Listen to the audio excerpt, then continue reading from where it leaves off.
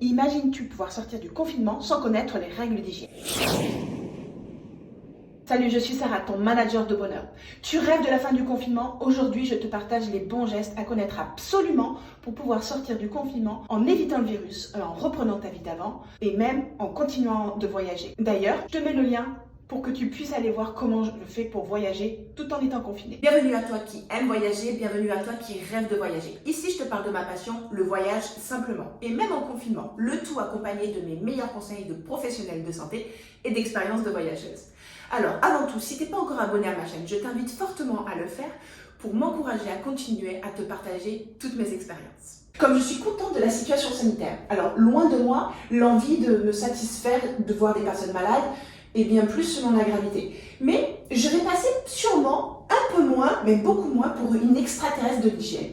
Car je vous assure, même en voyage, j'en fais baver plus d'un. Puis la société va peut-être enfin prendre conscience de certaines règles à mettre en place, pour peu qu'elle se décide à vous les apprendre, ou à défaut à éveiller votre curiosité. Parce que l'hygiène ne date pas de 2020 suite au coronavirus, car j'ai vraiment l'impression que les gens découvrent l'hygiène. Mais vous croyez quoi? Les soignants ils sont confrontés à des virus et des bactéries au quotidien, et pour beaucoup, bien plus dangereux que le coronavirus. Et pour autant, nous, les soignants, nous sommes en bonne santé, non contaminés, peut-être porteurs sains, mais vive les défenses immunitaires. Je vous l'accorde, ça ne s'arrête pas là. Nul n'est invincible, et ça arrive aussi aux soignants d'être contaminés. Par manque de respect des règles d'hygiène. Oui, parce que figurez-vous, il y a des règles d'hygiène. Et au quotidien, pour les professionnels, c'est loin d'être quelque chose de facile à respecter.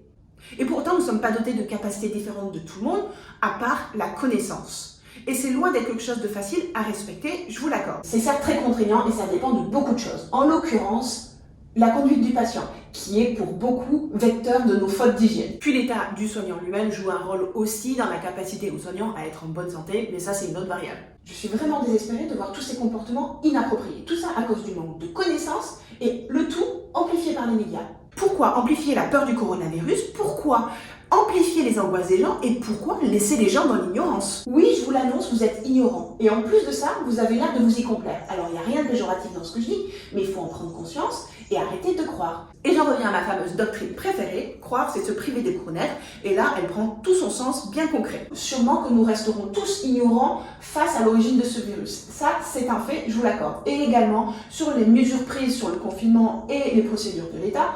Mais est-ce vraiment le problème à soulever? C'est juste que ça occupera les esprits. La peur est instaurée dans tout le pays, le monde même, car il y a des morts annoncées tous les jours aux 20h et autres. Puis les services de réanimation sont débordés. Puis la fameuse amende si tu sors sans ton attestation et sans une bonne raison, c'est limite dictatorial tout ça je trouve. Mais vous êtes-vous demandé combien y a-t-il de morts en temps normal? Ces services débordés, est-ce vraiment la réalité de tout le pays? Pourquoi nous sommes confinés? Pourquoi pour ce virus et pas un autre? Pourquoi mettre une amende si tu n'as pas ton attestation? Pourquoi tant d'énergie déployée pour arrêter et réprimander les gens plutôt que de leur apprendre les bons gestes? Dans quelle mesure l'amende protège les fautifs et les récidivistes? Parce qu'il y en a.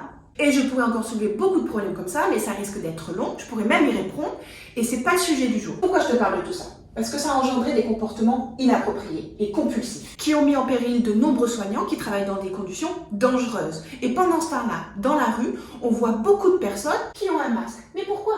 Qui utilisent du gel à mauvais escient, alors qu'avant, limite, même pas ils se lavaient les mains pour aller aux toilettes. Bref, vous l'aurez compris, il y a eu une grosse, voire même une énorme lacune d'hygiène en France, même dans le monde, sauf que j'ai mis peut-être mon veto pour certains pays d'Asie, comme le Japon. C'est un fait, le grand public est ignorant des règles d'hygiène. Alors, je vous partage mes connaissances de professionnels de santé pour vous permettre d'acquérir les bons gestes, d'apaiser vos peurs et vos comportements inappropriés. Vous avez sûrement vu passer cette vidéo sur les réseaux sociaux d'un enfant qui met sa main dans les paillettes pour permettre de comprendre comment se propage un virus. Version paillette. Je la trouve parfaite pour prendre conscience de la contamination manuelle portée et croisée. Je vous invite vraiment à aller la découvrir si vous ne l'avez pas fait. Je vous mets le lien dans la vidéo. Et ça vous permettra de mieux comprendre mes explications paillettes qui vont suivre. Pourquoi tu portes un masque? Pour éviter la projection de tes postillons et éventuellement ceux des autres. Pour ça, il y a la mesure en vigueur à respecter une distance de 1 mètre à 1 mètre 50 entre chaque personne.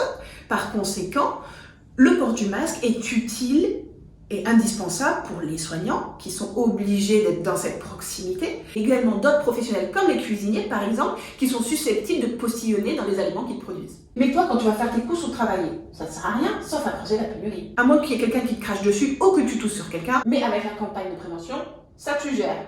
Tousser, c'est dans le coude. Quoique perso, je préfère tousser dans un mouchoir et me laver les mains ensuite, plutôt que de m'en mettre plein le coude et d'être susceptible de contaminer ma famille ou les gens qui viendront m'attraper le bras. Et là, je te renvoie à la fameuse histoire des paillettes. Tu vas également aussi me dire, oui, mais si je postillonne sur les aliments, Ben, du coup, avec ce que je vais t'apprendre après, le risque est beaucoup moins parce que tu vas faire les autres bons gestes. du coup, ce fameux masque, il va être utile effectivement lors du déconfinement, quand tu vas emprunter les transports en commun, où là, la distance de sécurité est difficilement gérable, voire même indécente. Et une fois de plus, il va falloir savoir l'utiliser comme il se doit, faire les bons gestes, et en plus de ça, l'associer aux autres mesures d'hygiène, car le masque est loin d'être la mesure hygiénique à prendre pour se protéger du virus. Perso, même en pleine crise de coronavirus, je n'en mets pas, en dehors de ma pratique professionnelle, quand c'est nécessaire. Mais est-ce que tu sais au moins comment l'utiliser, le masque? A priori non, et c'est effrayant, parce que en plus, tu te crois protégé, alors qu'en faisant les mauvais gestes, non seulement tu te protèges pas, mais en plus tu amplifies la contamination. C'est un fait, nous nous touchons le visage plusieurs fois par jour et de façon inconsciente. Et à chaque fois, tu y prends ou tu y déposes de potentiels germes à contaminer un peu partout. Les fameuses paillettes. Donc quand tu mets ton masque, tu dois le positionner de façon à ce qu'il ne bouge plus. Ils sont faits pour ça. Si tu le touches, tu le contamines. Et même si tes mains étaient propres avant, il va falloir les relaver car elles ont potentiellement un germe sur elles et elles vont le déposer un peu partout. Les paillettes, tu les vois là maintenant? Un masque est à usage unique et pour un port maximal d'une durée de 3 à 4 heures pour le masque chirurgical et si tu le touches pas. Sinon, poubelle. Donc ceux en tissu, ok, tu vas pas les jeter, mais il faut les laver tous les jours. C'est le scoop du jour.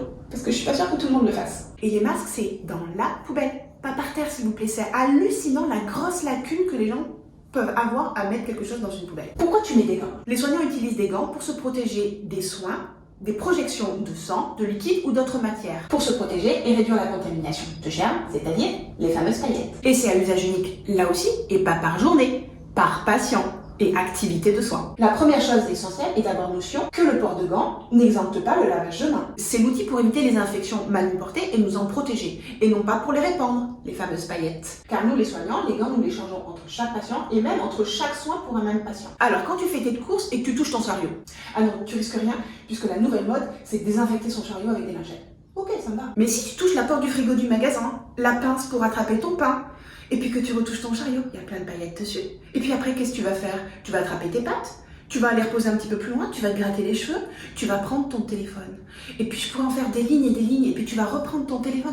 Mais ton téléphone, c'est magique, c'est une boîte à paillettes. T'as vu comme c'est beau? C'est magnifique même. Il y a des paillettes partout. Mais tu te dis, c'est pas grave, j'ai mis des gants. Mais c'est pareil, quand tu enlèves tes gants, tu sais bien les enlever? Il faut alors respecter la règle du plus propre au plus sale. Enfin, dans ce sens-là, c'est plus du plus sale au plus propre. Pour ça, il faut savoir le faire. C'est-à-dire que quand tu enlèves tes gants, tu dois toucher le sale vers le propre. Le sale touche le sale et le propre touche le propre. En sachant qu'à l'intérieur de tes mains sont censées être propres puisque tu te les as lavées avant. Retourne-les, un peu comme une chaussette, de façon à enfermer les paillettes à l'intérieur et de laisser le propre à l'extérieur. Et ensuite, tu les mets dans la poubelle. Et en faisant cette manipulation, potentiellement, si quelqu'un est susceptible de toucher ses gants, il attrape beaucoup moins de paillettes. Du moins, pas celles qui étaient à l'intérieur des gants. Mais pour conclure sur les gants, j'ai envie de te dire, te prends pas la tête, et mets pas de gants et lave-toi les mains. Ou tu peux aussi, si tu veux, utiliser notre technique main propre, main sale, mais je peux t'avouer qu'en course, c'est galère. Pourquoi tu utilises du gel hydroalcoolique? Pour nous faciliter le travail et respecter les mesures d'hygiène, lorsqu'on n'a pas de point d'eau qui nous permet de nous faire un lavage de main normal. Ou éventuellement dans d'autres protocoles d'hygiène, mais ça, c'est encore une autre histoire. Et cette info, elle est cool pour toi parce que ça veut dire que pendant que tu fais tes courses, tu vas pouvoir éliminer tes paillettes. Mais, et oui, c'était trop facile, il y a un mais et même plusieurs. Attention, Déjà, tu oublies les gants. Et encore plus ton idée ingénieuse qui te viendrait de je ne sais où, d'utiliser les gants et le gel sur les gants. Tu aggraves ton cas, ça les rend poreux. tu peux utiliser le gel sur des mains sèches et non souillées, c'est-à-dire d'apparence propre. Mais qu'est-ce que ça veut dire? En gros, les fameuses paillettes, hypothétiques virus, car pour le coup, si c'est des vraies paillettes, c'est inefficace. Elles ne disparaîtront pas si d'inadvertance, tu as du coca, du yaourt, de la farine, ou même le fameux talc des gants que tu as persisté à vouloir mettre. Eh bien, ton gel, il sert à rien, c'est cracra.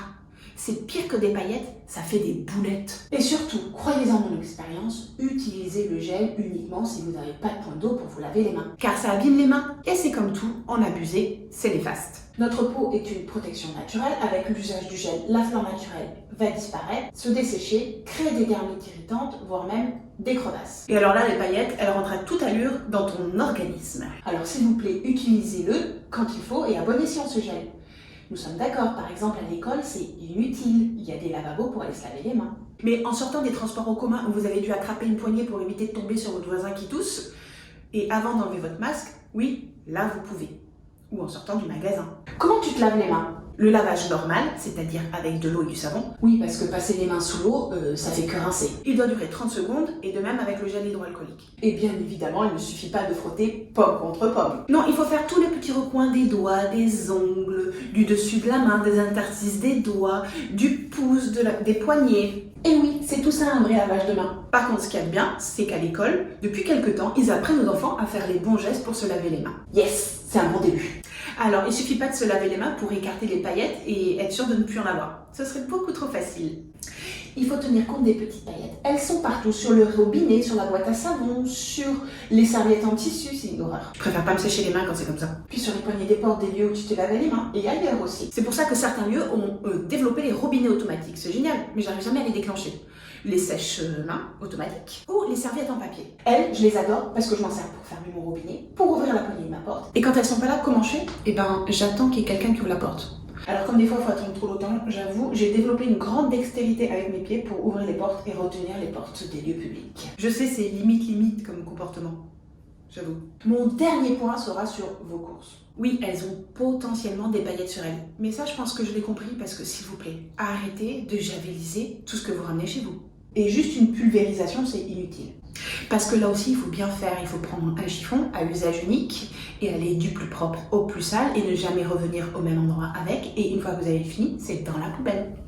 La fameuse poubelle. Je l'adore celle-là. Et j'aimerais bien vous aussi. Sinon, les paillettes, elles restent. Alors, mon conseil, c'est que pour les fruits et les légumes, tu les laves. Il n'y a rien de nouveau. Ok, on t'a dit que le virus, il était résistant à l'eau. Mais alors, mets du vinaigre blanc et ça ira très bien. Parce que le savon, c'est pas bon sur les fruits et les légumes. Et pour le reste, eh bien, débarrasse-toi des emballages avant de les mettre dans ton frigo ou dans ton placard et tout ira bien. Et voilà, un peu plus instruit. Bon, ok, pas encore au top de la pratique parce qu'il faut du temps pour l'assimiler, mais le confinement, il y en a encore pour un petit moment. Gardez bien en tête l'idée des paillettes, qui sont partout, et même à l'intérieur de vous. Ouais, parce que quand vous vous mouchez, vous faites des paillettes. Et du coup, lavage de main.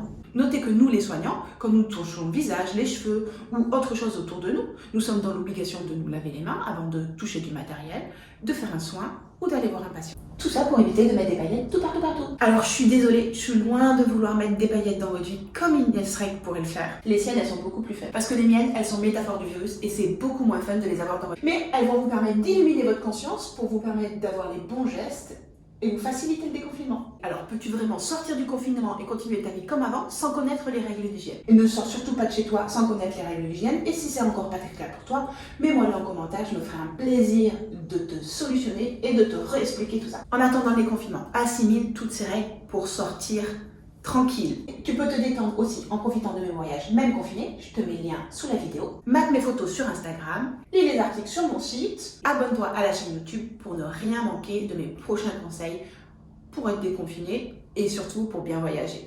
À très vite.